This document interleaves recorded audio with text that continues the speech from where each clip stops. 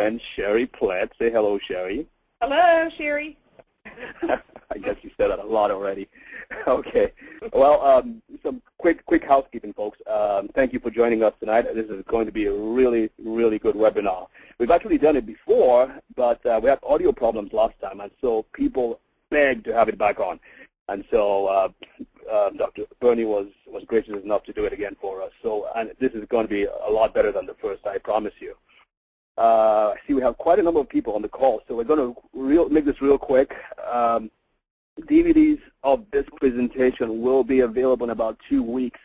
So if you are interested, which I'm sure you will be, take this email address down. It's DVDs, so that's with an S, DVDs at buildingstrengthwebinars.com.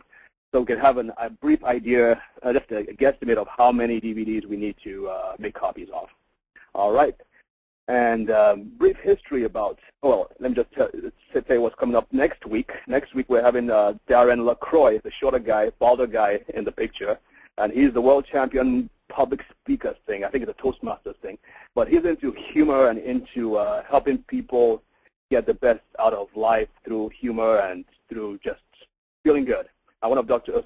Siegel's going to talk to us about humor and tell us the health benefits and also how it has helped him apparently make some money out of it, because it says laugh. The title of his book is Laugh and Get Rich, and it has a close-up of him.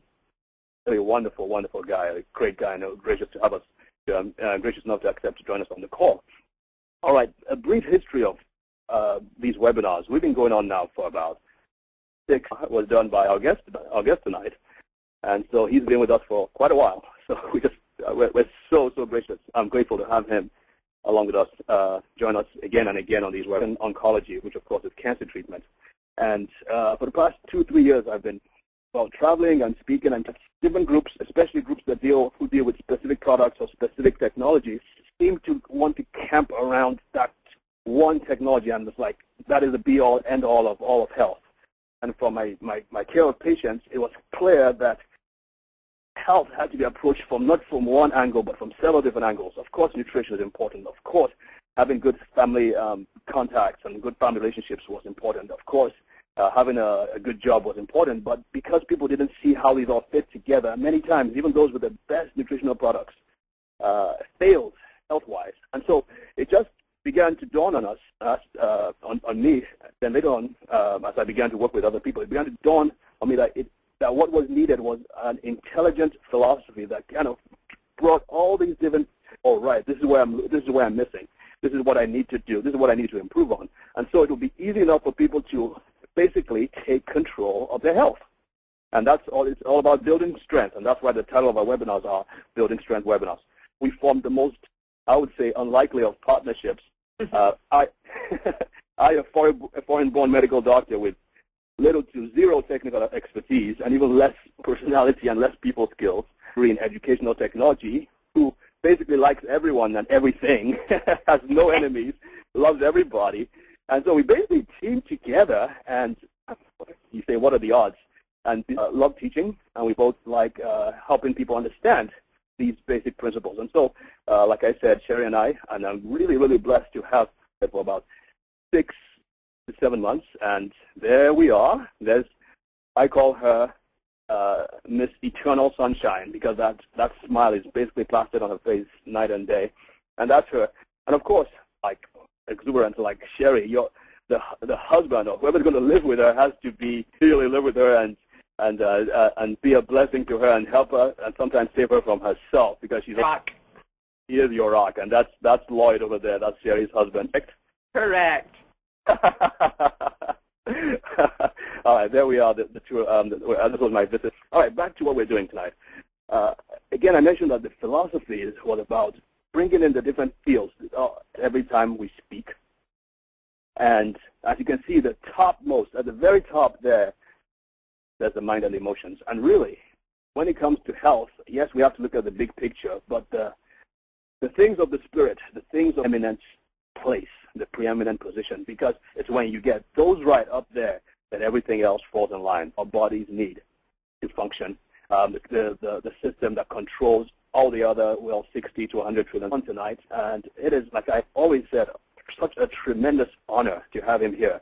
And most of you know who he is. And for the past 30-plus years, he has devoted him people in general understand the principles, what I call the laws of life, the things that people need to do to be able to understand what health, to be able to take control of their health, to enable people to not to be washed aside when they have a diagnosis of as an incurable condition, because of the wisdom of the body, because we now know that the body has much further ado. I just want to say thank you, Bernie, for coming on the call. Welcome. Thank you. Got some questions for you. Oh, I have to say, I should talk about my marriage. Isn't too bad. When David asked me that question, I thought, I know he's going to take that on it. We'll get back to the role of humor. Don't let me forget that, okay, in terms of survival, too. I'll make myself a note. But, all right, but there's one more test question, because, you see, it's really also a message from the body. I mean, one of the things, I'm always saying I'm on the board of directors of heaven, and God's latest parable was you are a satellite dish, a remote control, and a television screen. And, my question is, what are you talking about? And it's the satellite dish, in a sense, has many, many options. Think of all the channels that are out there, all the stations that you could tune into. Decide what you tune into. And your body is much like the television screen. I mean, you're given the body to demonstrate what your program is about. And I think it's important for people to truly, what I call, tune into the right station, the right Lord, so that your life is about something significant and meaningful. And then your body will manifest that. Just as Monday morning we have more heart attacks, strokes, suicides, and illnesses, I'd say people are listening to the wrong thing. So what they're doing on Monday with their body, it's obvious to their body they don't enjoy it. So, the fact that your body says, okay, you don't like it, I'll get you out of here. We'll help you die faster, trying to do you a favor. But think of this, too. As a surgeon, this is something very obvious to me, and children usually know this immediately. So alike that if I put a picture of you on the television screen, nobody would know who it's a picture of. No. Well, you're grown up, so I expect you to have trouble with it. Because let me tell you this. I had a black minister come over to my house to chat about some things here. And he was a wonderful, loving guy. And I said to the people in the car, where are the two of us alike? So if I showed you a picture, you wouldn't know who it was. And I said, now I'll know if you're as smart as a fifth grader. And the people in the car sat there at me inside. Yes, that's what I was thinking. Yeah, and I said to him, and kids answer this immediately. Our hearts. I mean, think of being a surgeon. I don't say what race, religion, are these people you're bringing in, because I know when I make an incision, we're all the same family. And the externals are for identification, not for separation or destruction or wars or anything else. And one more. Last night I was speaking somewhere, and I said, time is running out, and I said, I'll tell you a last story. And I told about 12 last stories, because it's hard for me to stop. But you used the word control going on in your head. I mean, you can't really control anything else. So whether it's how long you live, your health, your this, your that, yes, they come as a result of what's going on in your head. And so what I try to get people to do is basically heal their lives and then derive the physical benefits from it. Because there's a wonderful poem in one of my books by John Updike. It says, a scab is a beautiful thing, a coin the body has minted with an invisible motto, in God we trust. Our body loves us. That's the next line. And, when I read that, I thought, we love it. So it then does the best it can for us. And, again, when people are told why I say there are no incurable diseases, only incurable people, it's because of a word you use that is so important. You used the word potential. And that hit me the other day because our local congresswoman, Rosa DeLauro, and I were at a Relay for Life, to raise funds for cancer research and so forth. And before both of us spoke, and she had cancer 20 years ago, so she got up and shared that. But before we spoke, we're sitting there together, and I said to her, I don't know how you stand politics. I said, people know me, I get elected, and I always resign because I can't stand the committee meetings, and you're trying to do something good for your community, and all you do is meet and talk, and nothing happens. Right. She turned to me and she said, Bernie, it's the potential. And she named 5 or 6 laws that she said took me 4, 5, 6 years to get past, but they're law now, and they're helping people. So it's your potential. And I thought that word, I really admired her when she said that. I put her stickers on my car, for her next election. But it's that word, I think, is what people need to accept, that it's about potential. So, and the other point I make is we're all going to die. This is not about avoiding death, but it's about appreciating our mortality and letting it, affect how we live and value our lifetime. And I think, again, that when you look at your lifetime and your potential, you're not afraid to say, let me take a chance. Well, one of my favorite movies, Harold and Maude, Ruth Gordon plays an 80-year-old. Reach out, take a chance, get hurt even, play as well as you can. Go team, go. Give me an L, give me an I, give me a V, give me an E, live. Otherwise, you got nothing to talk about in the locker room. You see, that's somebody who's brought up properly, and she's into life. I mean, death to her is really about enjoying life. So, and actually in the movie, she commits suicide at 80 saying, okay, I've been happy, it's okay to end now. That's a whole other issue. But I think that when you say, yes, there's potential, so if I don't get well, cure myself, live to be 100, I'm not a failure. It's not that I did everything wrong. And I think that's what people need to understand. Take a challenge. What do you got to lose? But again, if you're brought up by all the authorities, parents, teachers, doctors, lawyers, politicians, clergy, who are all telling you what you're doing wrong, then it's very hard to step forward. I keep mentioning, what is it now? It's 30 years since I sent out a letter saying, this is to my cancer patients, okay, not from a stranger, this letter. And it said, let me help you live a longer, better life. Come to a meeting. I really, after I mailed the letter, I realized, my God, because I told the secretary, I want to put in, this is only for the people who received the letter. Because I thought, if I don't put that in, they'll talk to their relatives and their friends, and 500 people will show up. And what am I going to do with them? And I really couldn't sleep thinking, what am I going to do with all these people? And a dozen women showed up. And I thought, wow, you don't know the people you're taking care of. You offer them a longer, better life, and they don't show up. And I realized part of it was that I didn't say what we were going to do, because they're thinking, well, if I have to read a book, draw a picture, answer questions, I could do it wrong, so, I'm not going. And I got to know what he's asking. And I realized, too, when I talked to some of my patients, that many of them said, yes, I do want to die, and I don't mind the disease, accomplishing that for me. But then we were talking in a very different way, and I could help get them living again, if you know what I mean.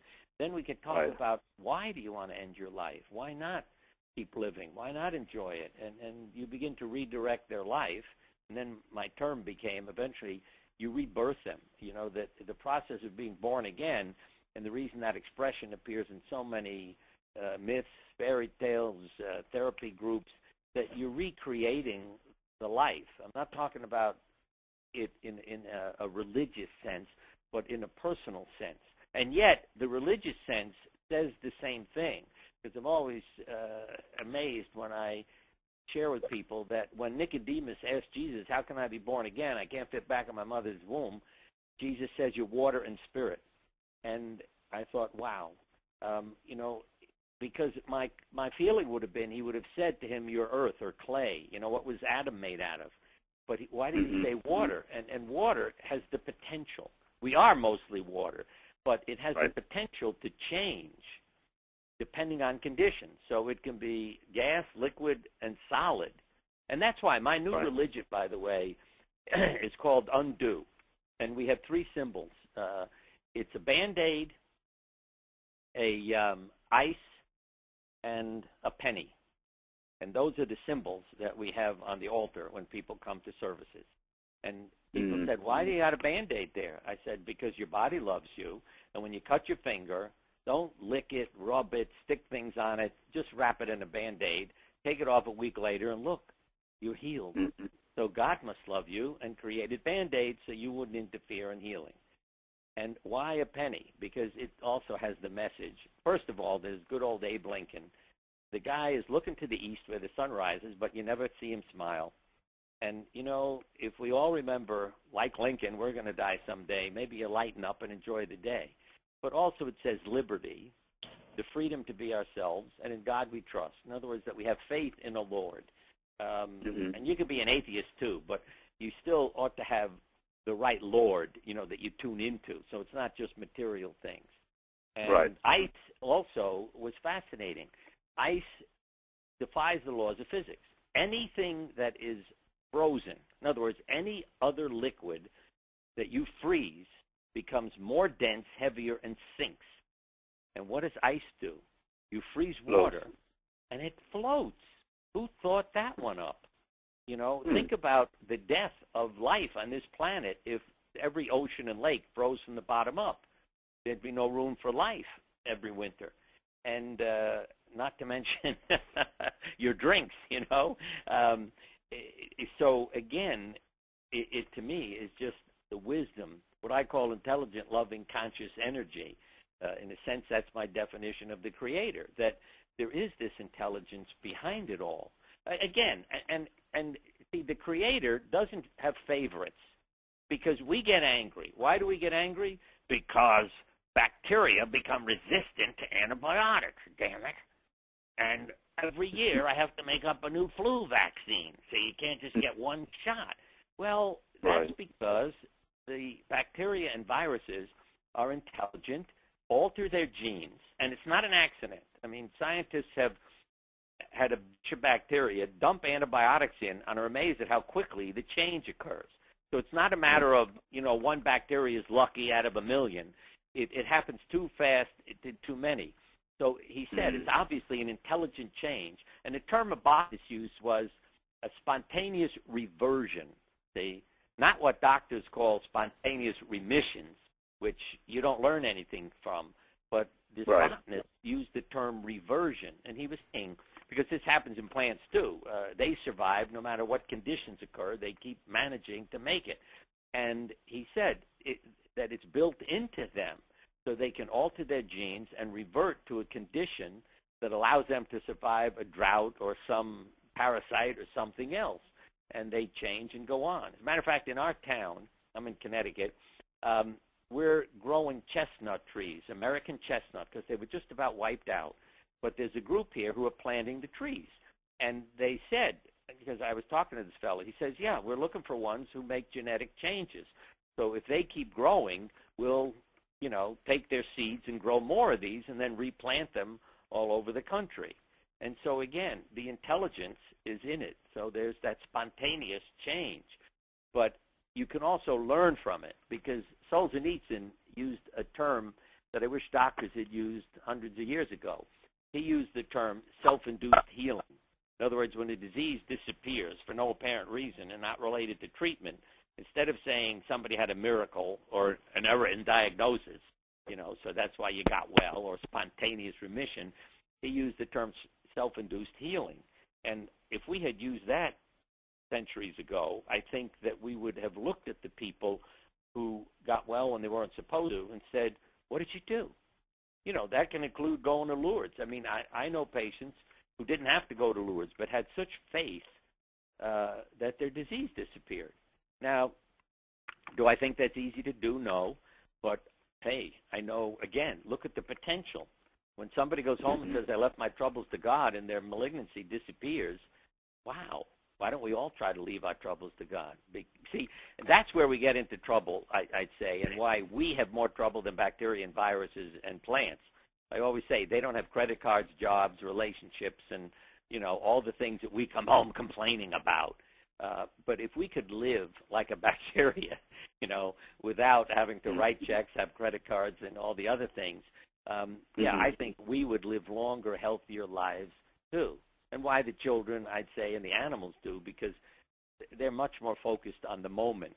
Well, they don't have too many emotions to deal with the way we do. Yeah, yeah. And as we grow up and start thinking, then, you know, troubles occur. Right, right. Well, Bernie, I know you have lots of pictures to share with us. You didn't ask me to remind you about the humor. I'm not sure. Well, if you I have that. Well, let me just say it then before we show. But to me, it was what I call childlike humor. Right. That it keeps the child in you alive. And I really say to people, see, when I mention being born again, we're all multiple personalities. And see, that's another fascinating part. I mean, everything I say, has medical implications, because in studies of multiple personalities, they will be allergic to something in one personality. There are cases of diabetes in one personality and not in another. So you begin to realize how the body changes related to the personality. And I'm always saying to people, act and behave as if you're the person you want to be. Find a role model and say, when I wake up tomorrow, I'm going to act that way. And yes, you rehearse and practice so you don't give up on yourself. See, it's the potential. Can I be a star performer? Can I do something meaningful? Yes, go ahead and work at it and find the coaches to guide you, because criticism is important. And I don't see it in the, when I use that word, I don't mean it in a negative way. It's not somebody, telling you how terrible you are. That's not appropriate, or significant criticism. But if somebody comes up to you and says, there's a better way of doing this. See, think about being on a baseball team or football team or all these Olympic athletes. They have coaches who tell them what they're doing wrong. Michael Phelps would never have won those medals he won without his coach. Yeah, for sure. Right. And, I was just thinking the relay teams, how they drop the, baton. Okay, the coach is going to have to take them aside and say, hey, guys, we got to do this better. And let's practice. So, again, it's not somebody screaming, oh, you're dumbbell, you're clumsy. It's here's how you do it. Next time this won't happen again. And so we become better at what we're doing. And as I say, the humor aspect, again, studies showed, because I was criticized for all these things years ago, cancer patients who laugh live longer. And you'd say, why? Well, all I would say to anybody tuned in, when you were done, just laugh. You don't need anything funny. Just start laughing and watch how your body feels, what it does to all the people around you and how you feel. So we change our chemistry when we laugh. And as I said, you don't have to look for comedies or jokes. You just start laughing. And believe me, I do all these things, to test it. And I know it works. It's an amazing, phenomenon. So if you have the kid in you alive, you will find things to laugh about. Well, I have funds in the family to pay some insurance premium or something. And, on the paper it says, sign here, print name. So I wrote here, name, and faxed it back. And, of course, the people in the office are in a panic, I mean, what's this idiot doing? And then I faxed one with my signature and my wife's signature on it, and then I get a phone call saying, we nearly fainted when this first one came through because they don't know me. Say, if they knew me, they'd say, that's Siegel, wait for the next one. But, again, I don't even know where I come up with these things. It's, again, like this kid takes over and says, okay, have fun, do this. And it helps me really get through the day to have that kid show up and get me to smile, when something difficult could be going on. Right. Now, do you want me, because, again, the technology, to pop in, a DVD so you can see some pictures? Well, yeah, sure. Do you have this? Do you have the slides up yet? Well, I just popped it in. Okay. When it shows, we can just transfer. Sherry can transfer. All right. Controls to you. We may not be able to hear the audio if there's audio on the DVD unless. No, there isn't. Here's the first picture. It's on my screen. Okay, go ahead. And wait a minute. I gotta go back. Bernie, there'll be a little box that'll pop up, and you just say yes to accept to have your screen show. So just click Show My Screen? Yep. Okay.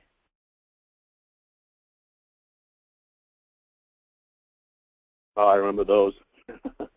I'm trying to go back to the beginning because they started, it's like they're going on their own. I don't know. Every time I get into this, the machine takes over. Sherry, you have a suggestion for him? You go back to the first. Yeah, I mean, it just, I can't get it to go backwards. Is this just PowerPoint? Yeah. Yeah, it was working fine until You try right-clicking on your screen and seeing if you have an option to go back to the first. I don't know. It says preview. Let me push that and see what happens. I don't know. No, well, Okay, no. go ahead and right-click again. Nothing is happening. If you would right-click again, might be able to help you there. Yeah, well, I'm right-clicking, but nothing is happening. Maybe I should pop it out. And wait a minute. There's something at the bottom here. What is? Okay, go to the arrow by your extreme left. The arrow on your extreme left. Those two. Yeah. Okay. If you keep clicking down, that'll probably take you to the very beginning. All right. That's working. Let me see if I can go back now. Yeah, I think that's going back. Okay. Yeah, because now we're getting closer to the beginning. Okay. There's some pictures here I've never seen before. Huh.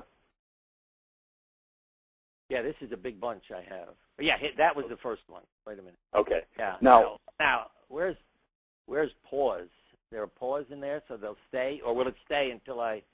It will stay until you move to the next one. Good. Okay. All right. Yeah. Just. There are two ways you can advance it. Now, if you would go to the top right, the middle button to enlarge it, to make the screen larger. Topmost right. Yeah, just further up a little bit more, and then click on that square. Not the minus sign, not the X sign, but the square above. No, further above that one. Further up. Yeah, but it's hidden away on mine. It's not there, if you know what I mean. It's not. Oh, okay, got it. Okay, so whole thing.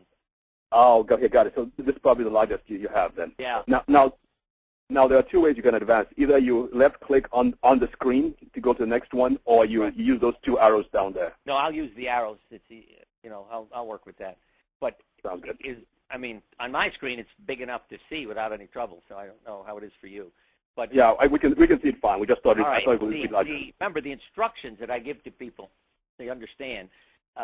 Because this is something I always remember Elizabeth Kubler-Ross talking about. She said she was traveling all over the planet, and she said, I go places where I can't speak Chinese or Russian, but if people drew a picture, I knew about their life.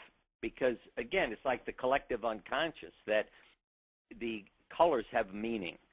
As a matter of fact, Solzhenitsyn, when he talked about self-induced healing, used the metaphor of a rainbow-colored butterfly coming out of the book. And again, when I read that, it's like, wow. I mean, he intuitively knew that the butterfly is a symbol of transformation. So you'd be born again, act as if. And the rainbow is your life in order, every emotion in order. And so the colors have meaning, and we'll discuss some of that. Like here, I mean, somebody uses red. See, me and my backache. Well, the red can be pain. I mean, it's a color of emotion. It can be passion and love, but more often in the drawings, it's pain, fear, and all kinds of, you might say negative emotions. But the point I make here is that, I got criticized for saying to people, how do you benefit from an illness? Why do you need an illness? And I didn't mean that, as a blame, guilt, fault. But you see, again, you say to somebody, draw a picture of yourself. Now, usually, I will add your disease, your treatment, and your immune system eliminating. And we'll get into why I use the word eliminate rather than killing. But you say to somebody, draw a picture of yourself, and what you see is her backache, me and my backache. But the backache is more of the picture than she is. And what happens if you took her backache away? What would she have to draw? So for some people, the disease becomes very important because that's, we get sick days, not health days. So you can get attention from your family. If you feel that they're indifferent, rejecting you, fine. If I get sick, they start paying attention. And again, if you have pain, I would also say to this person, how would you describe your backache? And I can assure you that the word she uses will, like somebody could be sticking a knife in my back or pressure or burning. I would say, okay, where do those words fit your life? What's burning you up? Who's sticking a knife in your back? What's causing pressure? And then people's eyes bulge and they think, oh, thank you. Then the disease becomes a benefit. Like hunger feeds you to nourish yourself, forces you to get something to eat. You can use your disease in the same way and your feelings to say, how do I need to nourish myself in my life rather than just complain about it? In one family I had, when you talk about the benefits of an illness, a family came into my office. There were 6 people who looked sick and 1 woman who looked quite healthy. And when they came in, I knew she was going to be the one with the illness, and she was wiping everybody else out, taking care of her. And I said to the family when she wasn't in the room, I said, I want you to understand that your sister is using this disease to control all of you. You need to learn to say no and take care of yourself. And they're all looking at me like, I said, I'm going to show you and prove it to you. So I went into the examining room to examine her with a couple of the sisters along. And I said to her, okay, I understand what's wrong. This has been a chronic problem, but I want to tell you something. I am going to get a treatment that will cure you. So we'll see you in 2 weeks, and I will cure your disease.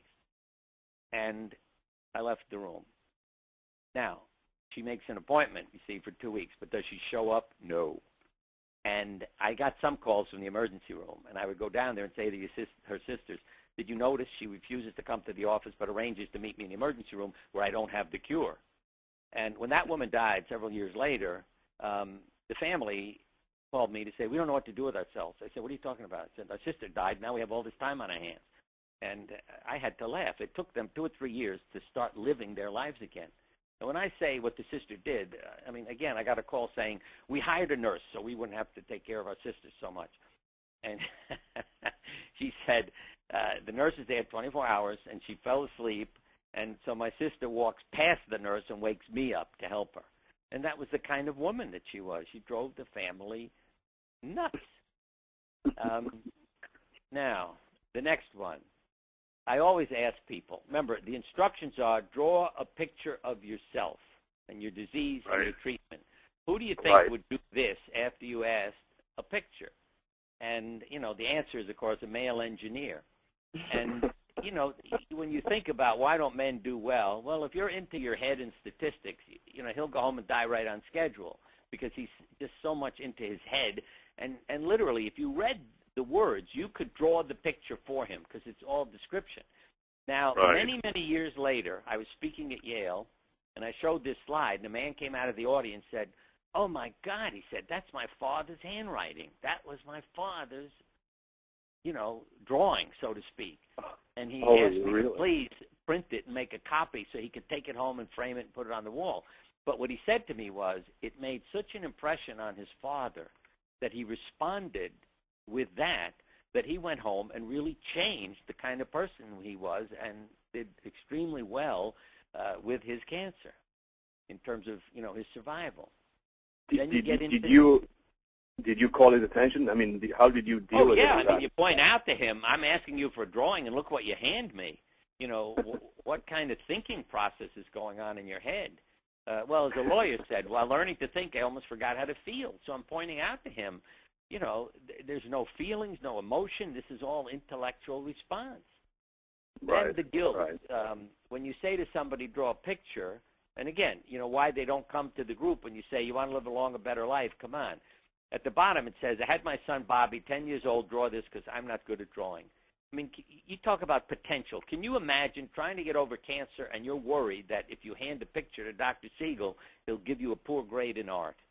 I mean, and the other is that I always think about, here's a child drawing a picture of their mother with cancer. Look at her kisser. She's smiling.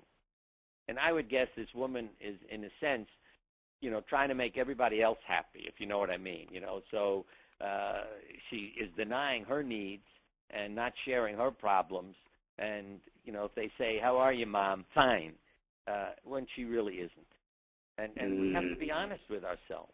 And, again, here's the big grin, too. And this was another significant issue because this is the night before surgery when I said to a white woman, draw a picture of yourself, and she draws herself in black. You notice she doesn't draw her son that color. But I said to her, why'd you put your son in the picture? She said, he's a part of me. Okay, why is his arm out of the picture? Why is your right arm longer than your left arm? And she said, oh, we're reaching for my husband. He's never there when you need him. And even the direction her feet go, you know, where is she going? Which way is she headed? Her sexuality is missing, and I'm sure that's about her relationship. But you look at that grin. You're going to have surgery tomorrow. Your husband isn't there, and you're busy grinning, so everybody will think everything's all right, and you deny your needs. Plus, even things like those empty eyes. I think she's not really looking at to issues. One nice thing I have to add is she does give herself a nose, because that's how you breathe life. That's what God did to Adam. And so symbolically, I think the nose is how you inspire and give yourself life. And if you don't have one, or your family doesn't, when you draw a family picture, it's not a nice message. And then self-esteem. Boy walks into the office, says, Dr. Siegel, can you operate on me and fix me? The kids are teasing me in the locker room and gym. I said, draw yourself in the operating room. And don't forget, I'm handing him a full box of crayons. What does he pull out? The black crayon, and writes me. And then what's hard to see, but it says, the reason I drew this is pictures because I am tired. See, the words, that's his intellect saying, this is not a good picture. I better have an excuse. You know, it's unconscious in a sense, but I think he intuitively knows this is not good. And you look at the operating table, you got an insect on it. You know, you've got a big piece of paper, and you don't even take up any space. And so what do I like about the drawing? I could hand it to his parents and say, your son needs love. I said, okay, you know, it's not inappropriate to operate and fix what the kids were talking about, but that's not going to make him go home and feel I'm beautiful and handsome and lovely. He'll find something else that's wrong, too. So give him your love, that he'll have self-worth and self-esteem. And then if the kids tease him, that's not an issue. You know, he knows he's a beautiful kid. And now, this is the, could you go ahead. Could you remind us again? Yes, sir. Could you remind us again? So what different colors? All right. Well, I'll go through that. All right. Let me just show you this, and then we'll talk about it, because this is the other extreme. You see, and why it's such a spontaneous response. You say to a young man, draw a picture of yourself, and some of the things are cut off, like his hands, you know, because the picture's narrow. But you know, he draws this picture, and I said, you don't have any legs, so let us talk about if you didn't have legs, would you feel trapped or stuck? And he said, turn the page over. And I turn it over, and there are his feet, see, and support under them. So, again, this is what's so beautiful. You're not giving instructions. You're not saying you can turn the page over. I've had people add another piece of paper if they didn't fit on one. But, again, it's the unconscious, you know, responding and doing this. And that's a child with a lot of self-esteem. Yeah. The color black is generally about grief and despair. But again, it's not a bad color, if you understand what I mean, because the comment is you can turn charcoal into a diamond under pressure. So if if you're feeling grief and despair, as I mentioned, like hunger, you have to say, what do I need to do to change my life and eliminate these feelings? Red is an emotional color. I mean, like this picture, you see this man has colitis, so there's a red spot inside in his intestine. And by the way, and he doesn't have a nose either. But you see where the inflammation is the redness. And a lot of people will draw the operating room, you know, after the operation, their incision will be red. And more often, if you draw a family member dressed in red, you're saying, I'm having some emotional issues with that person, rather than, you know, I love them. But you also have to understand, if your family member is wearing a red dress, and you drew that and said, no, she's wearing a red dress, okay, that's not about emotions. So I have to know, and that's why it's nicer when the person is sitting with me rather than mails me a picture. I can say, what's the color of your house and your car, and, you know, what was your husband wearing that day? So I know whether these colors have meaning or are just, you know, a symbol. No, I have a red house, okay, and a black car, that type of thing. Yellow is energy. And again, if you do your treatment, you'll see some examples. Chemotherapy is yellow. It would be energy, and I would say good for you. Orange is symbolic of change some things. And sometimes when people draw themselves in orange, they're saying, I'm going through a change. Purple is a spiritual color, and we'll see what that can mean. It can be a gift from God, like purple treatment, or it can be, I'm ready to become a spirit and die. And that is still a healing. You have to understand. You know, it's not a black symbol that, oh, I don't want to die. It's, I'm tired of my body. I'm ready to be healed and to leave it. And so it becomes this spiritual transformation and transition. Blue, green, and brown are generally natural, healthy colors. But again, you have them in, you know, if you drew an outdoor scene and the green is pale and there's hardly any blue sky, you can be saying my life is fading away, or there is no life, you know, for me. So the intensity of the color shows how much life is there as well. Then if you use white,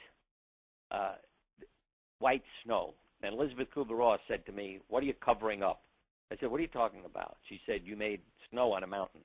I said, "Yeah, there's snow on the top of a mountain." She said, "Bernie, the page is white. You took a white crayon and added another layer." And, she was right on. And so you can make pink or gray and be covering up your feelings. Or sometimes people will draw a rainbow and put red in the middle or it doesn't go, saying, "I'm hiding my emotions and keeping them in." So what were you hiding with the white? All my feelings as a surgeon, as a physician, okay. all the things you couldn't cure, the pain of, look, I operated on who needed to have more surgery when I was done because I made a mistake, okay? And we needed to go back, and this child needed more surgery. And I spent a lot of time apologizing to the parents. And, you know, they weren't interested in suing me or you made a mistake, you did something wrong to our child. But I can't still forget this, and it's probably 40 years ago. I just felt so bad, you know. I'm human. And, again, you know, the parents forgave me, and I'm sure the child had no problem. And another child, I remember, she had a tumor, and after surgery, this was on the side of her face, the nerves that control the muscles were involved in the tumor. So when she smiled after surgery, her mouth moved to one side. And I said to the mother, "I can't take this. I'm quitting." And the kid sat up in bed and said, "No, you're not." And so did the mother, because they knew I cared. I mean, yes, she had it fixed and repaired by a plastic surgeon and on, but it's still the pain I was feeling. And that's, you know, part of why I started going to workshops to try to figure out how can I deal with this? Because you can't avoid people. As my veterinarian patient said to me, "Don't quit medicine and become a veterinarian because people bring the pets in." So, you know, he said, you got to take care of the people. And look in your waiting room and realize there's people. Stop just seeing all the diseases. And that's a big part of what changed me. And I hope I didn't leave out any colors along the way. It was black, white, green, blue, brown, yellow, orange, purple, and red. Yeah, I think we've got them all. Yeah, I think so. Now, this picture in front of you now is drawn by a man with colitis. See, I said, draw yourself at work. And it looks like he's going to prison every day. See, it's not an accident that the tiled floor lines are over him. And again, that there's no nose, no ears to listen, to nurture yourself. And he's walking towards the west, which I consider a negative direction, you know, towards the sun setting and the darkness. But I could say to him, hey, if this is how you feel about work, maybe you need to change your work, and that would help your disease. And he can go home and think about that, because my comment is always change your life or your attitude. You can go to work and be happy, or you can get a new job. And if it's affecting your health, then more often I'll say to people, you know, eliminate the job. But if they're able to work, I'll say, okay, bring love in, bring that child in, and enjoy the day and the people around you. And then this is a test question. This young woman is admitted to the hospital. What's her disease? Ovarian tumor. No. Think of the, I mean, I know she looks pregnant, but think of the opposite extreme, because every now and then therapists who are in the audience, you'll yell out anorexia. And I say, right, yeah. This was a young woman who was admitted to the hospital because she was literally starving herself to death. And the nurses just were so, I mean, they had so much anger and rage at her for, what are you killing yourself for? And I said to her, I said, do me a favor and draw a picture for me of yourself. And then I drew okay. Because I said to them, stop attacking her. I mean, this is her image of herself. She sees herself as swollen and pregnant, and you see the bag of bones in the bed, but that's not what she sees when she looks in the mirror. So help her get a new image. Yeah, instead of criticizing her and saying, what's wrong with you and why are you doing this? Yeah, realize what she's seeing. Right. And then another.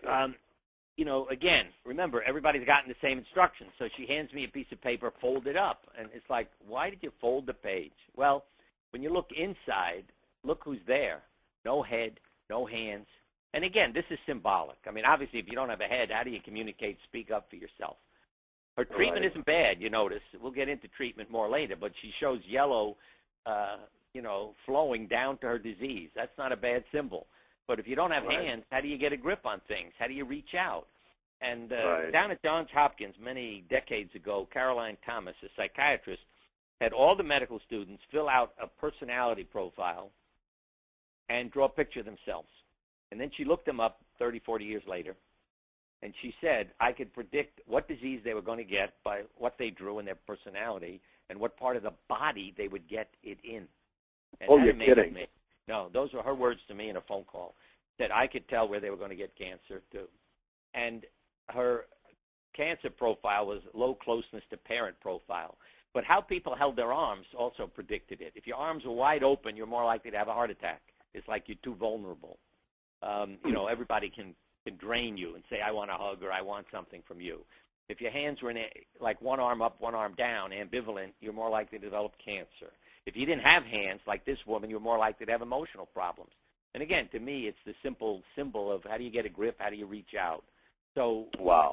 Your personality shows up in it.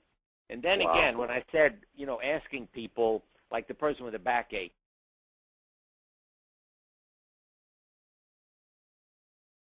Are you there?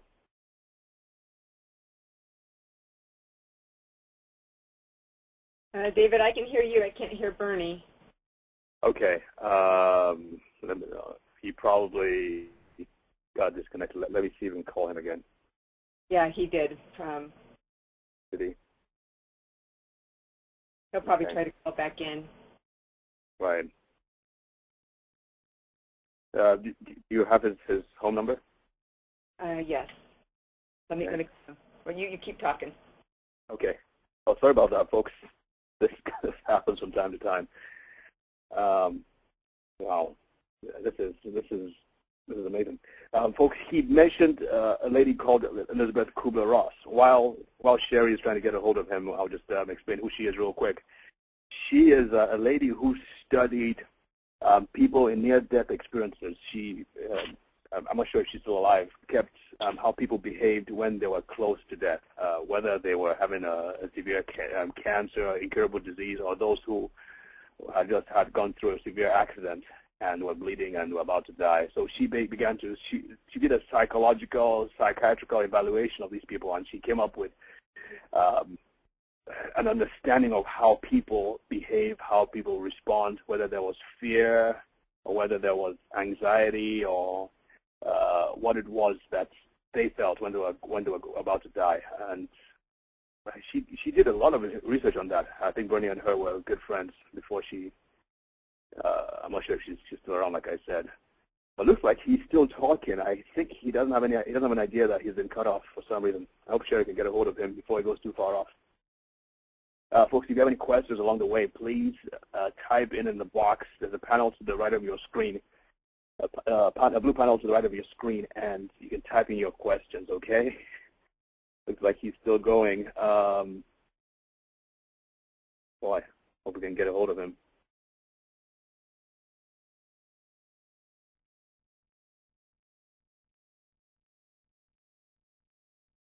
Are you there, Sherry? Yeah, I'm still trying to call him.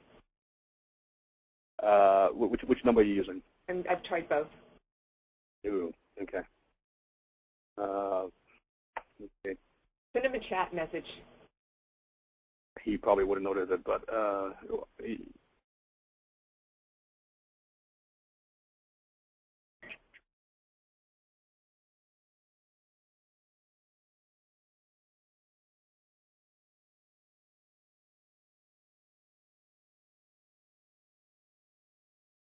you want to try that?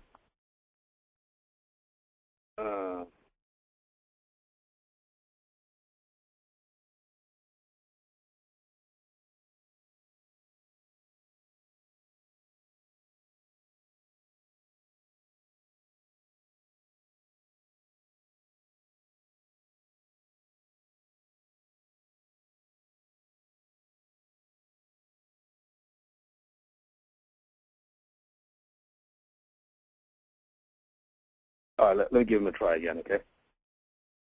Are you there?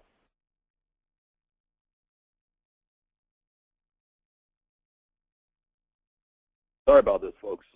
Hopefully we should get a hold of him soon. Okay, David, I just talked to his wife. He's calling back in. Okay, good. Ah, goodness. All right. She'll probably make fun of him. There you go again. There you go again, talking when no one's listening. Yeah. She has a great sense of humor, too. Yes, he does. She does, too. Oop. Oop. What's he doing?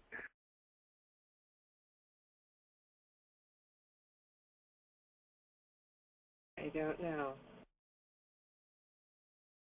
I'll give it a couple more minutes, and he said he had the number. Yeah, he said. Sorry about this, folks.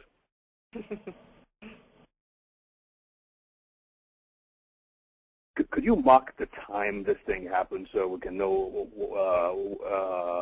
to tell Yes. Fields Yes. what to take out? I will do that.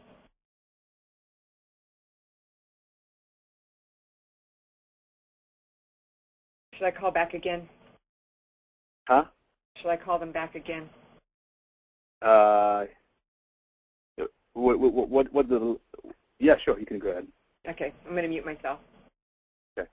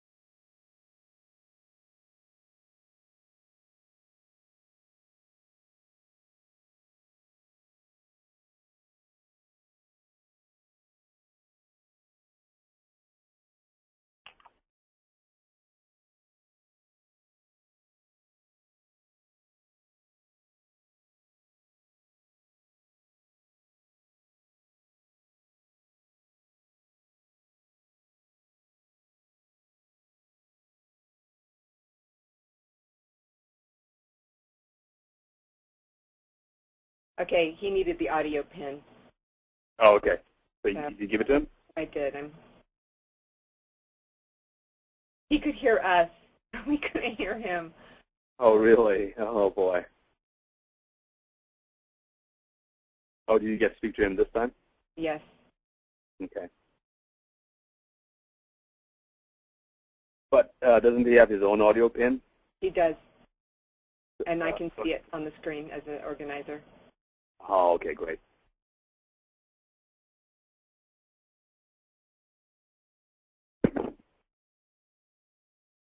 Hey, we're still not hearing you, Bernie. You might have to just to hang up and then try again. Sometimes it happens that way, Bernie. So Yeah. I just called in twice myself, not tonight. Yeah, so maybe hang up. And Bernie, if you want to call me, okay, everybody else close your ears. I'm going to give out my cell phone number. 760-793-0994. Yeah, you know what you've done now, right? Bathroom malls anywhere, okay? You know what you've done now, right? Okay, there we go. Bernie, are you there? Yeah. Okay, great. All right. What were the last four numbers of your phone? 0994. Okay, thanks. Okay. All right. No, I heard some things go, beep, beep, and I thought people were hanging up, but something must have happened, and I got cut off. Well, it happens all the time, I'm sure. Well, it's a good thing right. you didn't go too far. So I think we're just on the next slide. All right, because, I mean, this one just shows what our parents do to us in the sense of putting us in a box with their messages, because this woman sat in the waiting room and drew all those lines, and you could put her mother's words in each one. And the point I went on to say is that 70% in a recent study of high school students said they've considered suicide. And this is something that I see in kids, that they don't know how to eliminate what's killing them. They think about killing themselves. And that's something we have to help, why the kids have to grow up loved so they don't become self-destructive. And sometimes the suicide isn't overt in the sense of, it could be drug addictions, obesity. It can be a whole host of things that are killing you. And it's related to how you grew up and what you heard from parents. Mm-hmm. Mm-hmm. And let's see. Oh, and then you get into seniors. So you go from kids to seniors. I said to seniors, draw yourself today in the way you were 25 years ago. And you'll notice these pictures. You get a smiling face and you get a sad face. You get, 45, I'm slim and smiling and I got hair. At 79, I'm fat and hairless and, on and on. Mm-hmm. And the thing that impressed me, though, is this picture. Because in this group of seniors, he handed me this one picture. His name was Bill. And I said, Bill, I asked for 2 pictures. And I don't know if you can see over on the side, it says then and now. And there are 2 numbers. And Bill was that kind of person. You walked into the nursing home that all these people were in, and you knew Bill in a minute in the hallway. This guy was giving love, caring for others. And I came back to this nursing home many years later for other reasons. And hanging in the lobby was a big picture of Bill, a photograph. And I walked in, I said, oh, that's Bill. They said, how do you know who that is? And I said what had happened 10 years ago, and I brought them this picture because he had so impressed people that when he died, they acknowledged and honored him with this photograph in their lobby because he touched everybody there. So wow. I always say, you want to be immortal, act like Bill, love somebody. Now, here's a house drawn by a lady with cancer. The interesting thing is the lower right, it says my dream house, and I always say this looks like Minnesota in February. I mean, there's no green grass, there's no blue sky. The sun has a circle around it. It's not radiating. And, again, numbers mean something. Why 3 trees? Oh, there are 3 people in the family. See, this is the daughter over on the left. But everybody's life has been disrupted by Mama's cancer. Now, is her house red? No. Is their car black? No. She's hooked to her husband with that red and black. I think the tree on the right is her with the black branches, I think, represent the cancer. But when I asked about why the house and the car, she said, oh, my husband's an alcoholic smoker, so I can't breathe in the house, and he drives while drunk. Literally, they came to a support group one day late, and they said, we're sorry, but when we hit the toll booth, and, people thought they meant when they reached the toll booth. And the woman said, no, my husband's drunk. He hit the toll booth. That's why we're late. But, to again say, I've got to choose a new life and make some decisions about my husband. See, she could eliminate her husband, or she can walk out. She doesn't have to live in that environment. Mm-hmm. And, again, family picture drawn by the child on the left. And I have to say that when I saw the child drawing herself in purple, there can be 2 implications. Either this is a very spiritual kid or she's going to die of her disease. And knowing her age and what she had, I knew she was saying to me, I'm going to die of my disease. But the sad part of the picture was because she said to me, I don't get enough time for my family. And, I know if I try to talk to 6 people, everybody will have excuses, what we're doing all day. So I said, honey, draw a picture of your family. And I showed it to her parents, who were caring parents. I said, look at your arms. They're not available. There's an empty seat on the sofa, and she's not on it. And they went home and changed their life. And many years later, after she died, they called me and say, we couldn't thank you enough, for that drawing and how it helped us, in the final years of her life to be with her and love her and make it a different experience. And then take a look at this family, what I call the family circle. What's nice about it, Mama is communicating with every person in the family. She's literally touching everyone. Husband's touching 2 of them. One daughter's touching. Actually, this daughter, I'd say, is doing a good job, too. She's touching everybody also. So it's what I call a real family circle, that there's a lot of communication, a lot of caring. And, again, you'll notice the ears, the noses, the eyes. I mean, all the parts are there. If your hair hides the ears, fine. That's normal. You don't say, you're not listening. And all the colors are there, too. Yes. Yeah, I mean, it's such a difference. And then to all the women out there, please, what does every woman want? Well, I'm laughing because I married a witch years ago. It's a long story, but to save the life of a friend of mine, I married this ugly young woman because he was already married. They were told, we'll kill you or you marry her. So I married her for him. And the first night, you're kidding. No, I'm not. We went up to our hotel room, and I just couldn't stand it. So I went in the bathroom and just sat there for a couple of hours to try to catch my breath. And when I came out of the bathroom, there was a beautiful woman sitting on the bed. And I said, "Where's my wife?" She said, "It's me." I said, "What do you mean it's you? You're a witch." She said, "No, I've had a spell cast on me. I'm a witch 12 hours. I'm a beautiful woman 12 hours. So what schedule you want me to be on? I'm happy to help you." And I said, "No, I've learned from my mother. The answer to your question is do what'll make you happy. I'm not telling you what schedule to be on."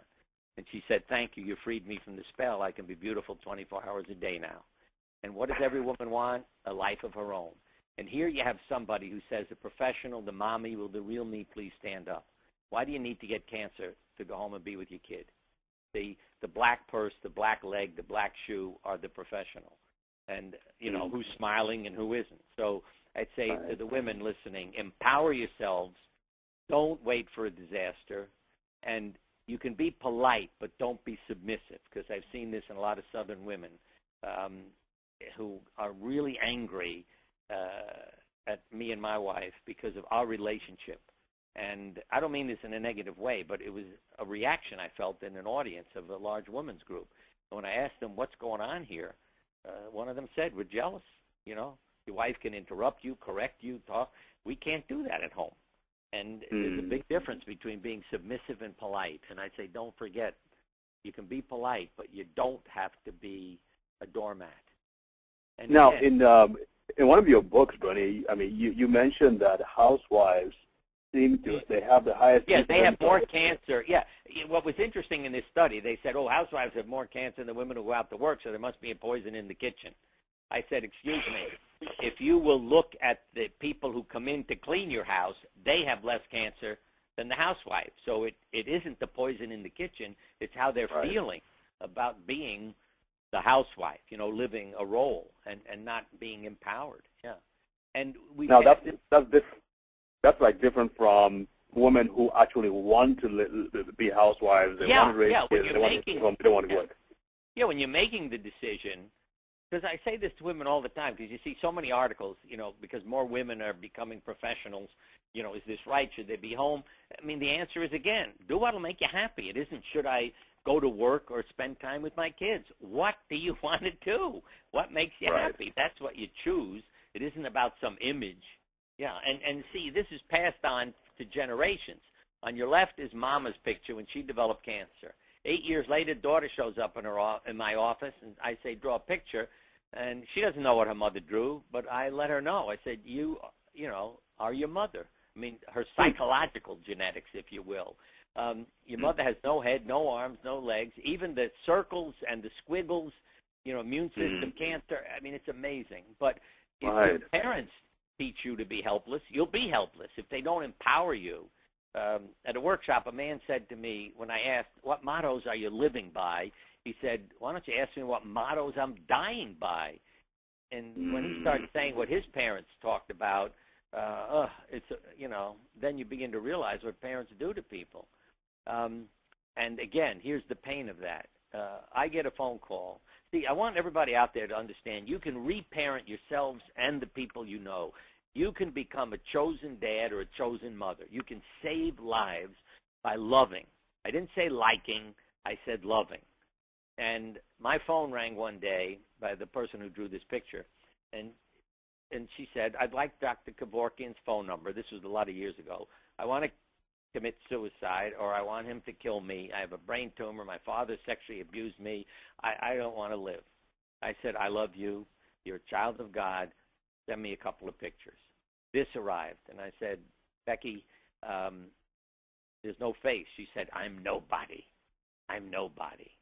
And then I said, let me show you the other picture, which is coming up.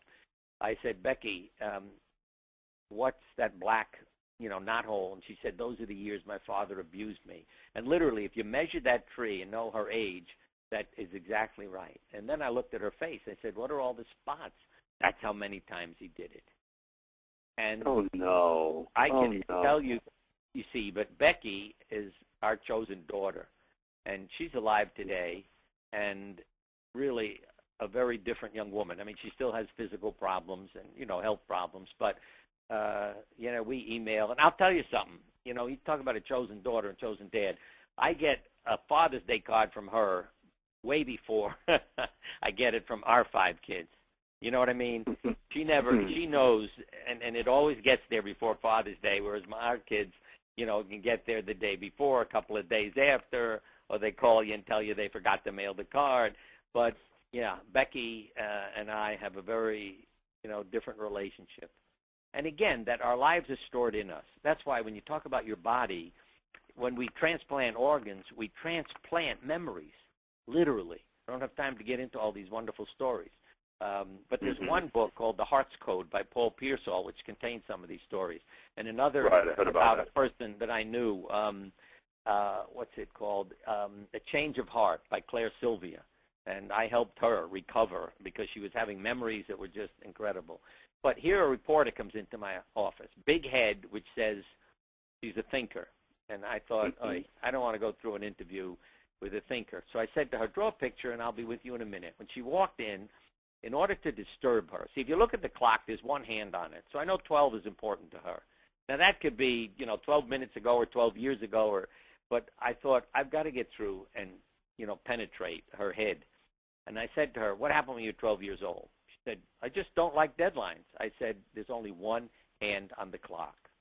And then she burst into tears and told me that she'd been abused when she was 12 years old. And then the interview changes, see? And then this picture, again, we store our life. This is drawn by a woman with cancer lying in the hospital. Are there floor windows in her room? No. But she clouds one over. Then she draws 3 pretty things in every window with 2, 2, 2 over them. You'd say, what is all this about? 1, 2, 3, 4. But when you look at her family portrait, you immediately understand because 1, 2, 3, 4. But how many drinks are on the tray? Only 2. For brother, for father, and nothing for her. And, yeah, that's still a part of her memory and affecting her. And the numbers reflect it. And then I mentioned earlier why I talk about eliminating. This is drawn by, because we'll get into treatment now, this is drawn by a Quaker. And what is he doing? He's carrying his cancer cells away, and he refused chemotherapy because the doctor said, I'm going to kill your cancer. And he said, I'm a Quaker, I'm a conscientious objector, I do not kill anything. And he walked out of the office. And I got to tell you, I was rereading some of my books, and I got such a kick out of a story I had forgotten because he went home, large doses of vitamin C and other things, lived for over 12 years, really did beautifully. But he had an accident at home. They lived on a little farm, and he hit his head and was in bed for a month. And after a month resting and in bed, he went to the doctor, and the doctor said, my God, this is the best, he had leukemia, this is the best white count you've had in I've ever seen. And his wife said, yeah, if we hit him in the head once a month, he'd probably get well. But again, it's what he did in that month, I think probably more meditating and reflecting on feelings and other things and how it affected his health. And then again, to avoid the kill approach, this lady has an oat cell carcinoma of the lung, but she has mares and goats eating her oats. So again, it doesn't have to be a kill approach. And when kids are loved, see, this is the other interesting thing, that here's an operating room. This was a coloring book we used with all the kids I operated on. And the unloved kids, believe me, the whole page would be red and black. But here's a kid who comes to an operating room and doesn't say, I'm going to be mutilated, cut up. He draws the purple, the blue, the green, the brown. This is all the natural colors. And he knows, I'm brought here because people care about me. And again, he goes home. He doesn't mark his body in red or black where the surgery is. He's, again, the green and blue with a spiritual mother. See, when I see this is not a sick woman. I know she's spiritual. It's not that he's telling me my mother's going to die, though, yeah, that could be too.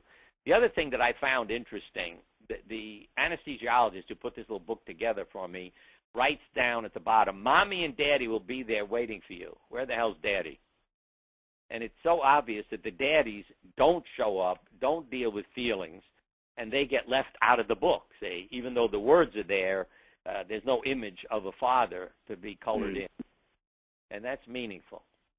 And then, as I say, when you look at treatment, when somebody says, I don't want any more treatment, the family brings her to me all upset.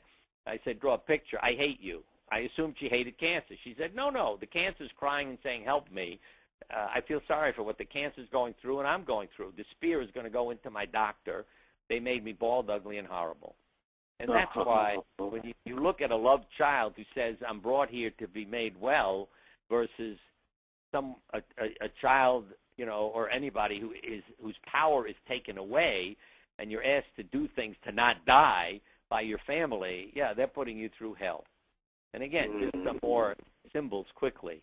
If the devil's giving you poison and you show the disease as an insect, you don't believe you can be cured, because you can have exterminators come, but you're always going to have another ant show up, not to mention the side effects when the devil gives you poison.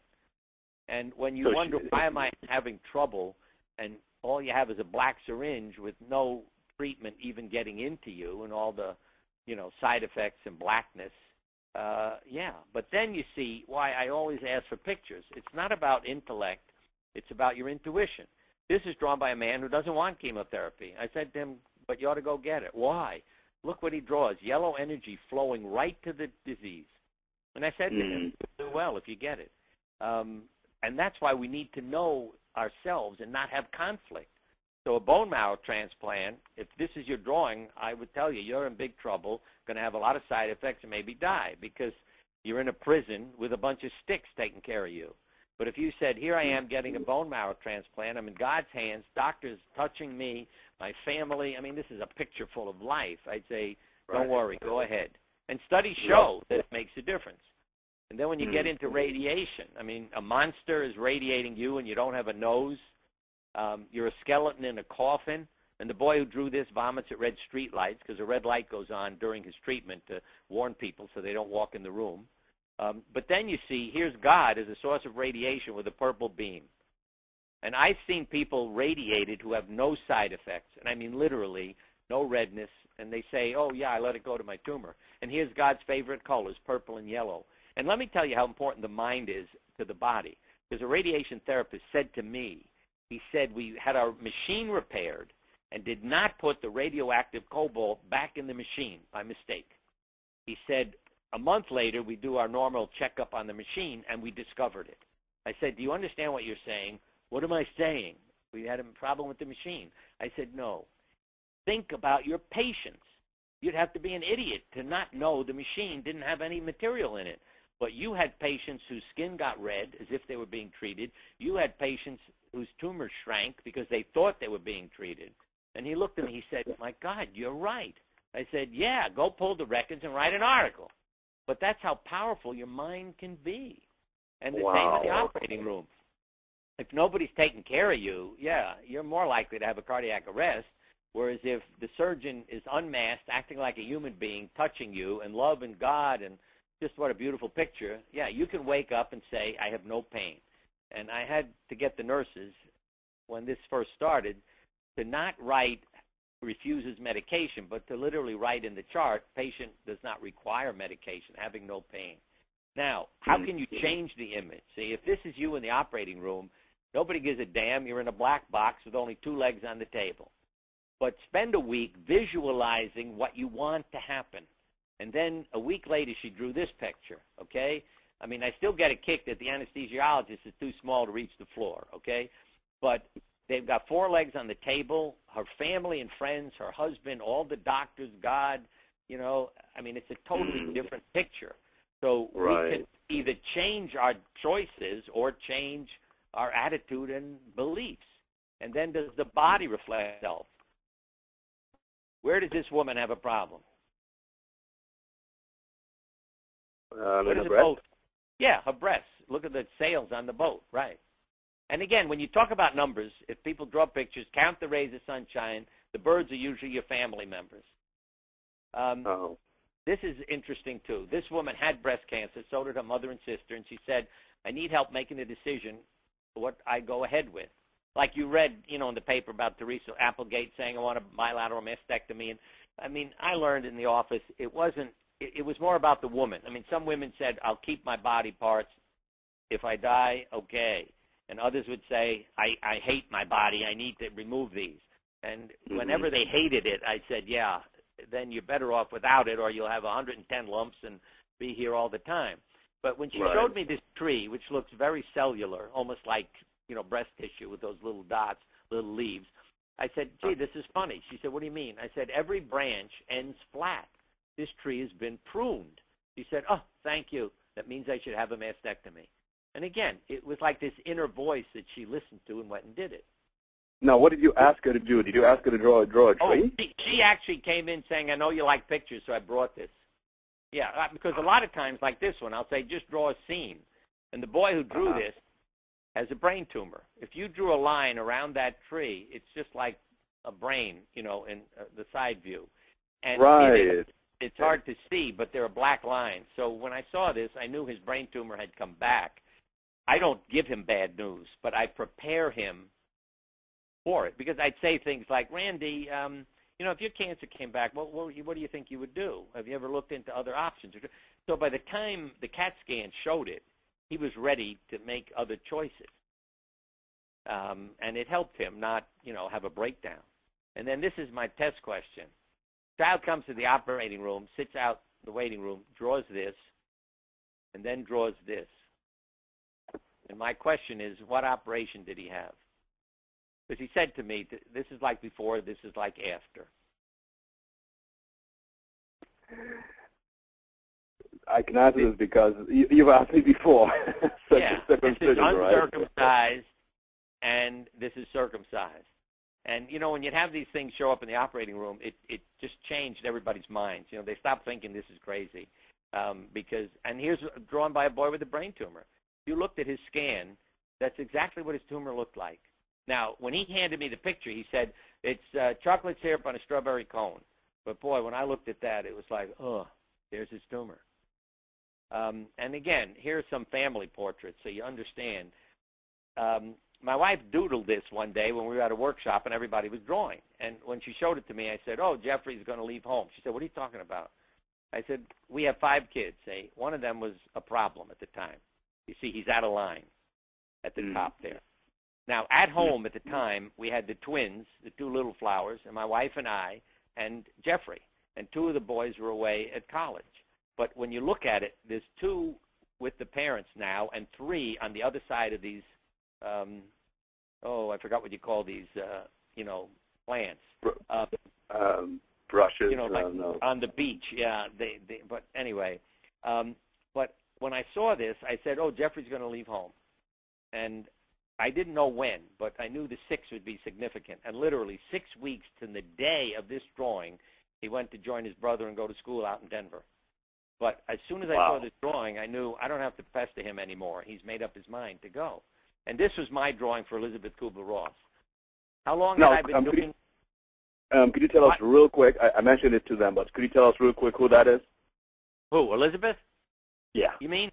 Well, Elizabeth Kubler-Ross did a lot of work on death and dying. She was a psychiatrist who started doing lots of work and the many stages of dying, and did a lot of workshops and retreats, and I just thought everybody knew her. And she was an incredible woman. Also did some Jungian work and so forth. Now, she said to me, why is 12 important? And as I remember, there were 12 tree trunks.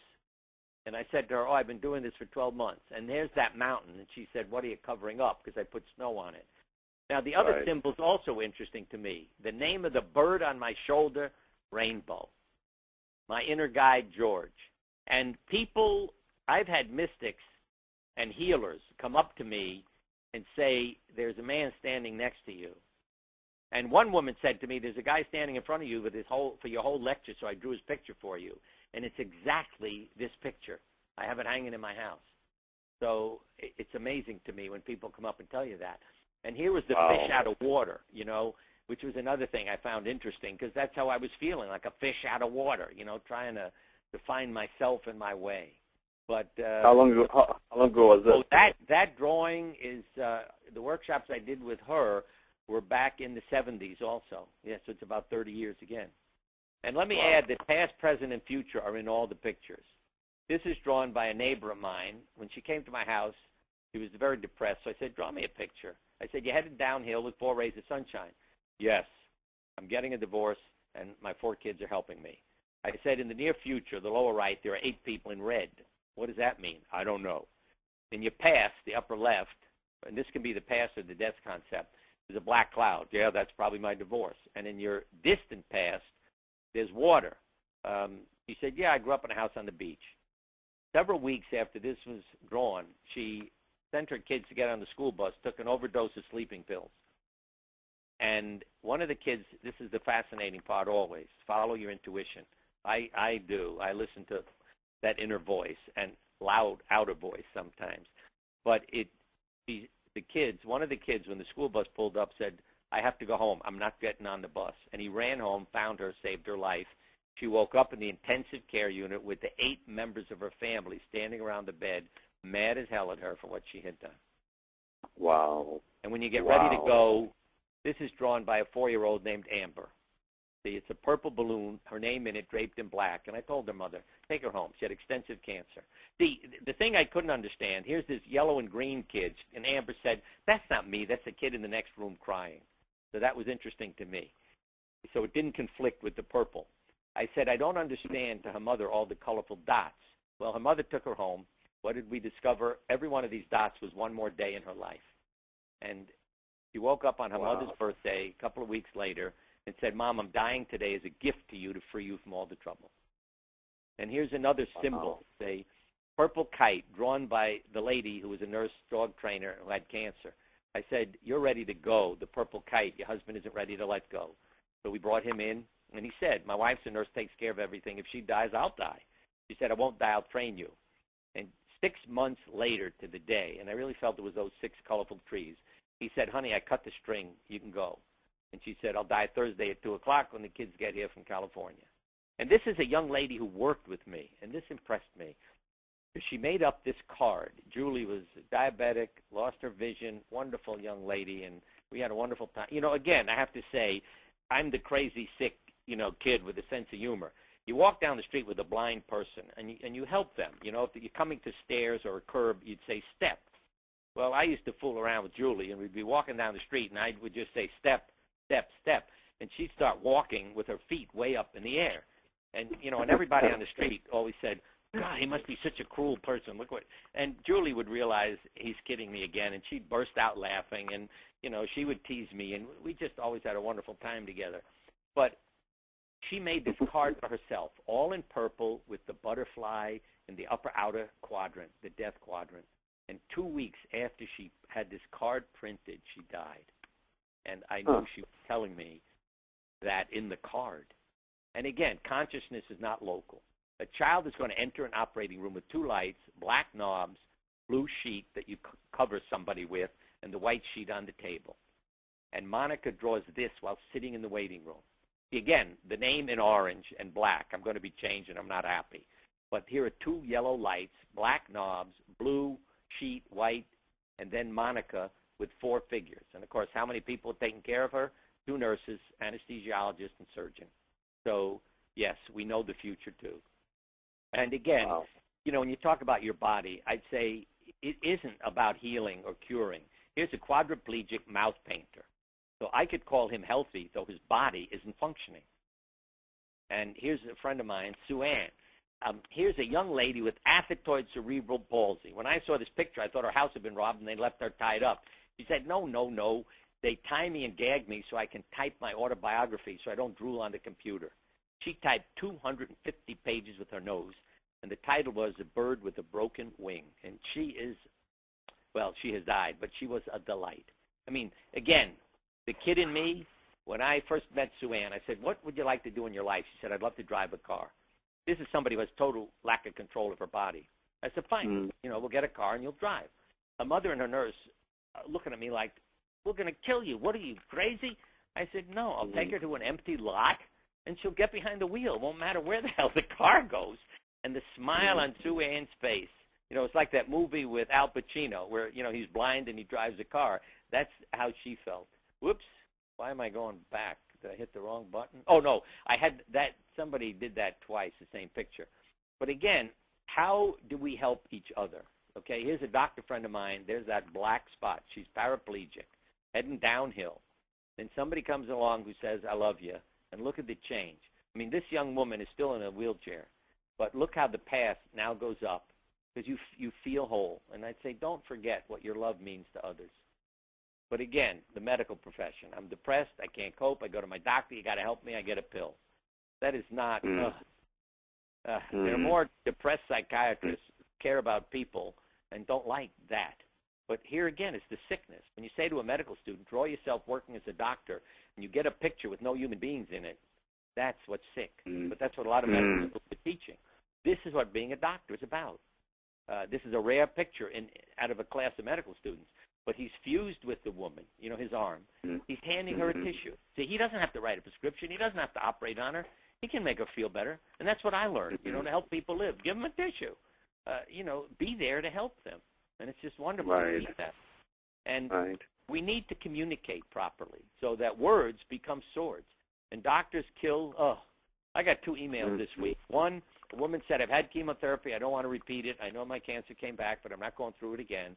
The doctor said, well, then go home and commit suicide. Another woman said, I read Bernie Siegel's book. She's up in a major hospital in Boston, and I want to create a team with you. And he said, no. There's only one doctor in the room. So she packed her things. See, that's a survivor. She packed every damn thing, got up, and walked out of the hospital with the nurses yelling, where the hell are you going? Well, she found another oncologist. But again, this is a famous painting. This child is dying. What's he doing, the doctor? Give him credit. He's there. And try to help the family, because the painting is called The Doctor. But he's thinking. He's not touching her hand.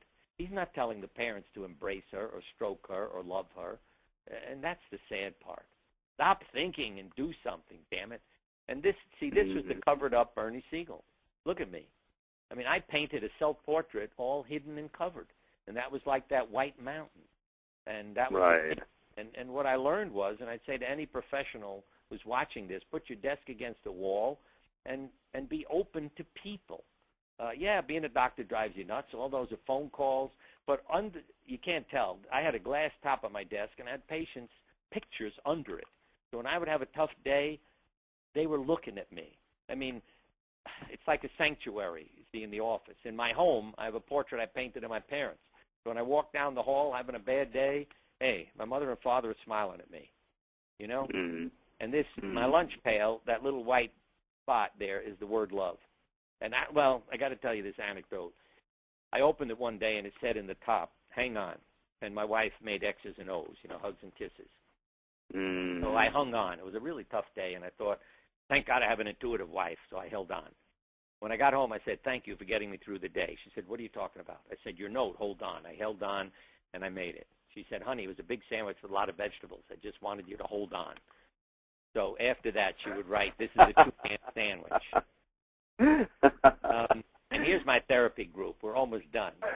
Miracle is a black and white Jewish psychotherapist who's doing meditation here and guided imagery. And her name came from a dream. A woman went to sleep. A cat appears, white cat, which is meaningful, says, my name is Miracle. Here is the chemotherapy protocol you should follow. Can you imagine a cat giving that advice? The woman wrote it down, went to her oncologist, said, this is what I want. He did it, and she's well today. And so Miracle is one of our cats. And here we're doing Tai Chi and aerobics. Then we sit and have our group therapy meeting. Dickens is a Buddhist who doesn't say much. My Muslim friend Gabriel happens to have cancer right now. And this was taken a long time ago. But he's staring at Mecca. And on the bottom shelf is Penny. She's from Our Lady of Perpetual Responsibility. She's Catholic, has a lot of guilt issues, and sits on the bottom shelf. But the reason I show this to people is so they know we're capable of change. Because look where Penny is now.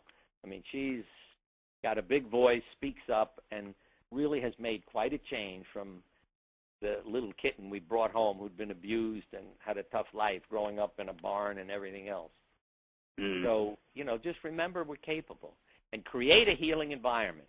If you see an outdoor scene when you're in a hospital room, or you have a window that sees the horizon, you'll have less pain and go home sooner than somebody who's looking at a brick wall or has an abstract painting.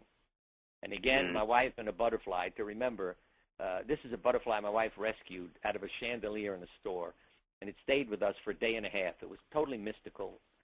While we gave lectures and did a workshop, it literally, when I say stayed with us, my wife brushed it off her shoulder before she was going to go to bed that night and came back in the house, and I said, honey, it's sitting on your other shoulder. We couldn't get it to go until the workshop was over after the weekend, and then it left. It flew around all day long over people, and I say it was eerie, and I felt it was a patient of mine who had died and was there to be with us. Get your baby pictures out. Know that you are this divine child, because when you hold a kid up, when you give a lecture, everybody goes, oh. Then you hold up a teenager, and everybody bursts out laughing. And I say, what are you laughing at? You know, this was you a few years ago.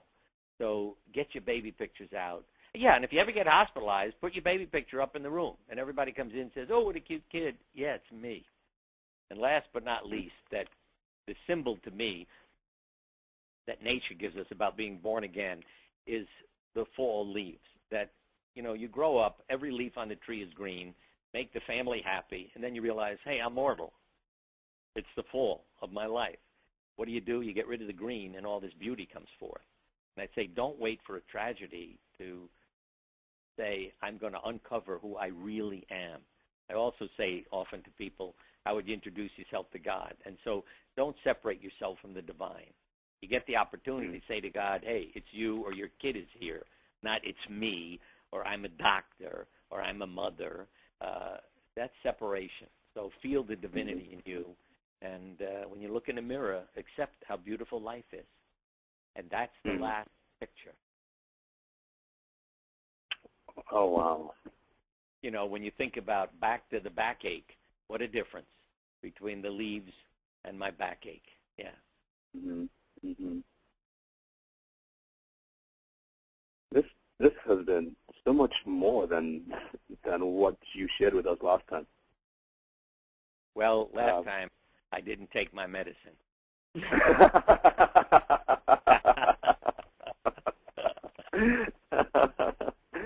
Oh wow, this is great. So I know you probably are not doing this as much anymore, but I know you did say one of the two main ways. In the last week or so, I've been invited to Germany, Korea, Italy, and yeah, I mean, some of it relates to my wife's health, and also you get tired after a while of traveling, and especially with the internet, I keep talking to these people all over the planet. But you'd be amazed at how busy you can be, without driving more than 2 hours from home. Once people know you're there, they ask, and so I can feel as good in a sense here. I don't have to travel around the world, to do this as we did years ago. Right. Because even that was interesting. Some of my books, I said in the beginning when I traveled around the United States, you had to get to know the quality of the community. Like it's very different to talk in Montana where everybody knows everybody else versus in the middle of a big city where, it's a bunch of strangers. And so I learned to change my talk depending on where I was. But then you also begin to realize this as you go around the world, that you don't have trouble writing a book, Love, Medicine, and Miracles, if you go to France. There's amore, in Italy and Spain. But you go to a Scandinavian country or Germany, and they'll change the name of your book because they can't deal with love. I mean, it's really interesting. Really? So I think it was in Sweden, became Hopeful Prognosis, Prognoshoffnung or something. And I forgot what it was in Germany, but it's we need to be comfortable with that ability to love and the feelings that go with it and express it. So, various cultures, as well as our parents, the cultures we grow up in also are part of that. I'm sure, Russia, too, has a problem with that word, I can imagine. I mean, when it was still USSR, that love thing. Yeah. The book has gone all around the world. I have various copies. I don't know every language. So, in Chinese, Japanese, I can't tell what the cover says. But it's, again, the comfort of the culture and that country with the word love, yeah. So people all over the world can relate to it, at least in some degree. Yeah, the experience, see, what I call survival behavior or immune competent personality, that the people, again, who are willing to be coached yeah, get in touch with me. I mean, I get more emails saying, you helped me 10 years ago, 20 years ago, you helped me yesterday. And I let people know it's because of what's within them that I'm capable of helping them because they have the talent. So when people come up to me and say, oh, you've inspired me, I say, I couldn't if it weren't within you. And I really look for those comments. After I lecture and work with people, I want to know what's your reaction. And the ones who say, well, I found it very inspiring, yeah, they've got the talent. And somebody else says, well, I don't know, I didn't get much out of it, or I heard you before and you keep saying the same thing all the time. It's the person. I mean, I work with seniors at assisted living facility, run groups there too. And they all went to the same movie a week ago. And it's fascinating to sit in a room with them and say, hey, what do you think of the movie? Oh, it was inspiring. Oh, it was wonderful. Oh, it was sad. It was depressing. Hey, were you in the same movie? Yeah. Well, how come you're depressed and it's sad and the other person's inspired? What's different? The person, and the message they get out of it. So I'd say whenever you're discussing what other people are like, think about what's within you that created that reaction. Because it's easy to project, your troubles onto others than accept them. In other words, you see in others what you already have in yourself. Yeah, yeah. And sometimes when others upset you, it's an issue that you need to look at rather than blame the other person. But it's easier, to blame somebody else. It's easier for the doctor to blame the patient, or the patient to blame the doctor, or husband to blame the wife, or, whatever, than to say, okay, what's going on in me? Right. Well, this has been fantastic again, Bernie. Folks, once again, you really need to get the DVDs of this. So please send an email to dvds@buildingstrengthwebinars.com. DVDs@buildingstrengthwebinars.com. And Bernie, you still have your chat rooms and your chat groups and where people can... Yeah, the easiest to remember is BernieSiegelMD.com, in terms of my website. And there it gives my speaker schedule, our discussion group, where we talk on the Internet through exceptional cancer patients and things like that. So, and if they need to contact me, they can use that too. And even, if you want any of my books, audio, all can be ordered through the website. Right. And those have some great, I've actually showed people your website, and we went through the different, the tools that you had, and I'm like, wow, you've added a lot more to your website. Yeah, well, we keep adding, when people have ideas and things, I keep trying to, update it and do things that will help. That's great. Well, do you have any closing advice? Sherry shot that email, that message to me just now. Do you have any closing advice you want people to take away from this webinar tonight? Well, I'd say just to live your authentic life and don't wait for a disaster. I'd say, again, accept your mortality, but don't focus on avoiding death or let the fear of it overcome you. Use it to remind you that you're here for a limited time and to live as William Saroyan, the author, wrote, in the time of your life, live. That's what I would say to people. In the time of your life, live. Live, yeah. Well, thank you again, Bernie.